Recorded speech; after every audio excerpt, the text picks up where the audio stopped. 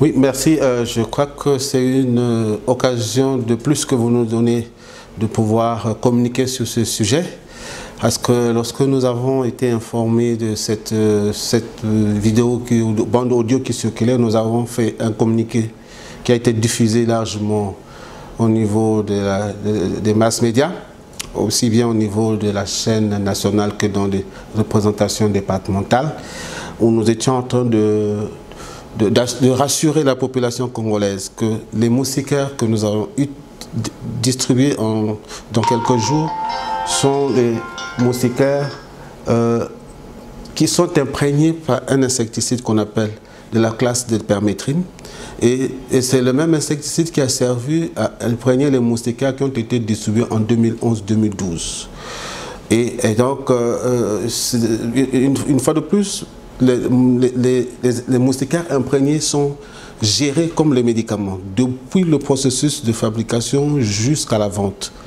Pour que les moustiquaires soient fabriqués, ces insecticides sont testés au laboratoire, testés sur des individus à l'échelle réduite, ce qu'on appelle la phase 3 de la recherche, avant d'aller à l'utilisation au sein de la population. Je sais qu'il y a eu une situation de ce genre à La Réunion, lorsqu'il y a eu une épidémie de chikungunya. Il s'est posé le même problème de la toxicité probable de ces moustiquaires. Et des études ont été faites sérieusement. On peut vous donner des publications. Ça a été démontré que ces insecticides à dose correcte ne sont pas des poisons. Donc ça ne peut pas tuer les populations. Ça, c'est sur le plan technique.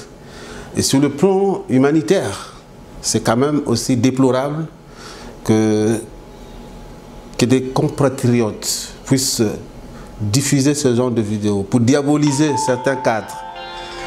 Pour quel objectif, on n'en sait rien, mais en tout cas, nous, notre objectif,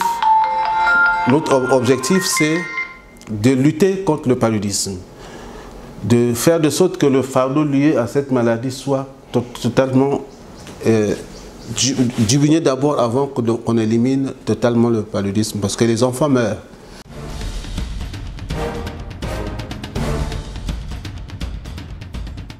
Sur 100 enfants de moins de 5 ans qui hospitalisés, 42 meurent du paludisme.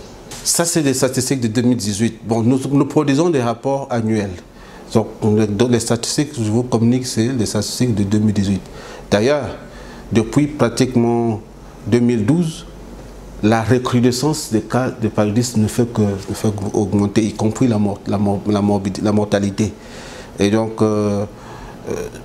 nous souhaitons qu'avec l'utilisation massive des moustiquaires, avec cette distribution, nous allons encore inverser cette tendance comme on l'a fait en 2011 et 2012, où on a réduit l'incidence de 75%. Voilà. Donc, c'est vraiment des données les plus récentes. Et c'est pas seulement le Congo qui est dans cette situation, mais après des périodes de réduction de la maladie, on constate qu'il y a une augmentation de cas de paludisme dans plusieurs pays de l'Afrique, dont le Congo. En termes d'absentéisme à l'école, au travail, ça constitue un fardeau socio-économique très important. Et c'est la première cause de la morbidité dans nos hôpitaux, le premier motif de consultation. Ça veut dire que c'est une maladie qui pèse sur notre système de santé, qui est très fragile à cause des ressources qui sont limitées. Et une lutte vectorielle à l'échelle nationale permet de prévenir la maladie et d'éviter ces dépenses. C'est d'éviter, si vous voulez, ces obstacles au développement socio-économique. Donc, je ne vois pas pourquoi des Congolais peuvent penser que d'autres Congolais peuvent s'amuser à utiliser des poisons pour tuer d'autres Congolais, puisqu'on parlait dans cette bande des Bantous. Et il n'y a pas que les Bantous qui utilisent ces moustiquaires. Il n'y a pas qu'au Congo que ces moustiquaires sont distribués. La Centrafrique distribue ces moustiquaires, le Tchad venait de distribuer d'énormes quantités de moustiquaires, le Cameroun est en train de le faire. Il y a même des pays qui étaient dans la même situation que nous, qui qui sont flattés de nous voir en train de distribuer parce qu'eux, ils n'arrivent pas à acheter ces moustiquaires. Mais nous les obtenons à travers un financement Fonds mondial qui est un don.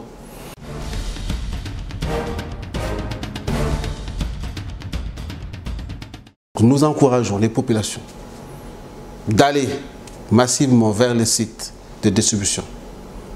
Nous remercions sincèrement tous les ménages qui ont, malgré cette rumeur, ont cru au programme national de lutte contre le paludisme, ont cru à toute la lutte qui est menée, à toutes les parties prenantes, qui continuent à croire que la lutte contre le paludisme passe à la fois par l'utilisation des moyens à grande échelle, mais aussi par l'implication de tous. La moustiquaire, l'assainissement intradomiciliaire et péridomiciliaire, désherber, enterrer les vieux pneus, aller à l'hôpital pour se faire soigner correctement, pour casser la chaîne de contamination. Donc, si vous voulez, monsieur le journaliste, c'est un peu triste, mais c'est aussi le mauvais côté des nouvelles technologies de la communication, où facilement on peut véhiculer une information. Les autres sont arrivés à un niveau où ils peuvent identifier que c'est une fausse information, une rumeur ou fake news comme on dit. Mais malheureusement, le développement de notre société aujourd'hui, avec l'oralité qui nous caractérise, on n'a toujours pas la capacité de discerner entre une fausse rumeur et une vraie rumeur.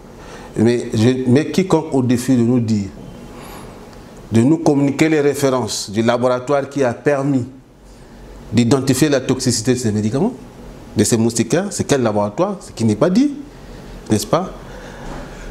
Les numéros de série des moustiquaires qui sont en stock chez nous, fabriqués par qui nous disent, parce qu'eux, ils sont la certitude qu'ils ont été empoisonnés. En tout cas, franchement, non, aucune personne ne mourra de l'utilisation des moustiquaires.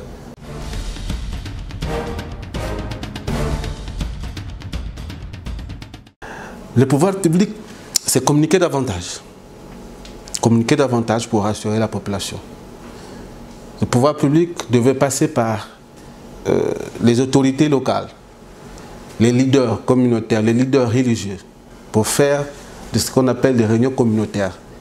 Aujourd'hui, on a fait ces réunions communautaires dans tous les départements sous l'égide du préfet, où on a invité tous les chefs de quartier, n'est-ce pas, toutes les directions départementales, la société civile, les organisations de lutte contre le paludisme, où nous avons débattu, on a communiqué. Et nous croyons sincèrement que ces personnes qui ont participé à ces réunions de plaidoyer sont en train de relayer l'information dans la communauté. Parce que c'est d'abord eux, les leaders communautaires, les leaders religieux. Mais nous comptons aussi sur la presse, de multiplier davantage des émissions pour communiquer, pour rassurer. Peut-être quand même faire des documentaires pour que les personnes soient rassurées que les moustiquaires ne sont pas toxiques. Et au finish, on se donne rendez-vous. J'aimerais bien qu'après la distribution de la moustiquaire, que ceux qui ont le courage, ceux qui ont fait ce que cette rumeur aient le courage de dire que finalement, on s'était trompé et personne n'est mort de l'utilisation de ces moustiquaires. Voilà ce que nous pouvons dire à l'occasion, monsieur le journaliste.